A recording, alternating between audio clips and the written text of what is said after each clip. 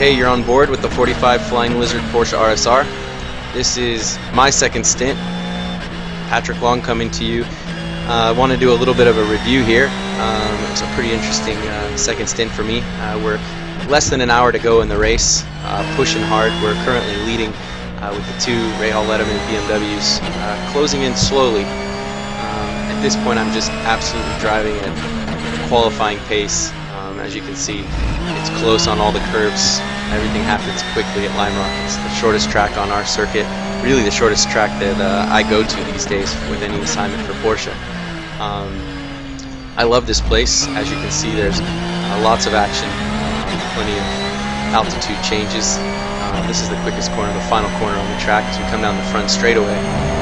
Just an absolutely superb race for the Flying Lizard guys.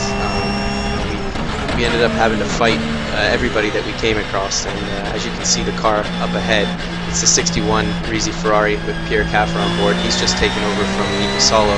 He's trying to stay on the lead lap. I know he's on cold tires, so I want to try to get around him before he gets up to temperature, because this place is tough to pass at. As I close in here, you can see that I want to go down the inside on the right. He throws a block at the last second, sort of slams the door, but I was somewhat expecting that. The real deciding factor here at Lime Rock, and really how you make chances and passes, is with traffic. As you can see, there's 3 cars up ahead. I know I have about a lap and a half before Pierre's up to temperature. His pressures are up high enough where he can become a nuisance as I try to keep my gap to the BMWs who are about 8 seconds behind. As he comes up on the GT40, I back out of it to get a run. Here you can see that I've got the slipstream from him, and I want to pass both of them to the right, but he makes that clear it's not going to happen. So I shoot up the inside of both of them. The real sketchy part of this is that I'm out on the outside of turn 1 and 2 right now, and it's dirty. And the reason I'm out there is because he's to the inside of me, making my life difficult, but he's running me fair and hard. We go back a long way and have a great rivalry. We race each other really tough. Last year he was in the 62 car full time. We're going to back up here. Again, in slow motion, you can see that he dives to the inside of the GT40. He's been impaired a little bit, so he's down on straight line speed. I come up with a head of steam. Right now the steering's ultra light because of the dirty air. I go between them, and basically now it's a test of will. When is he going to brake? He hits the brakes, I hit the brakes, but I'm on the outside, and he's still alongside of me here. I kind of crowd him in towards the inside curb, but he sticks it in there.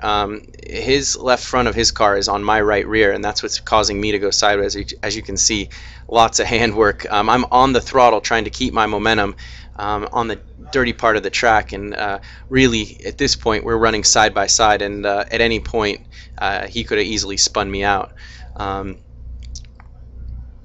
Reviewing again, ideally I want to go to the inside of both of them, but he closes the door seeing that I come up on him. When we get down in here, you'll see the numbers over on the left. Really at about the 5 we're normally braking, but he broke as late as he could, and then it was about me waiting just that extra 50 feet. At this point, if you watch my hands, I'm turning into the corner, but as he taps me on my inside right rear, it forces my car sideways, and that's the corrections I'm making. But I'm staying on the throttle, so just kind of driving through the slide, and this is a move that will definitely be a memory for me long into my career, because they don't get much closer than that. And Pierre and I laughed about it afterwards. He couldn't believe that I was able to split the two of them, and one of those moves where you don't really consider the risk. You just know that you have to get by and keep pushing to keep ahead of those BMWs. In the end, we were able to maintain our gap. They got very close to us, actually. We're rubbing up against us on our back bumper, but in the end we were able to hold on to the victory. Just a very memorable day. Here I am back to pace, pulling away, but later on in the race it starts raining. We get bunched up, the BMWs get to my back bumper. The final result, as I referenced, was a victory, but it was sure close. I mean, those guys had the pace to win the race, but at Lime Rock a lot of it's just about getting through the traffic as wisely as you can, and track position is everything, and that's where the strategy of the Flying Lizards put us in front. We actually were able to overtake them in the pits and come out with about an 8-second lead. Here's a GTC car, and this is a regular day for us during the race. We're evenly matched, but we have a little bit more downforce, so I'm able to squeeze around the outside here of Andy Lally. He gives me a little bit of room, and I'm able to progress through. All types of moves like that all day, just very tight racing.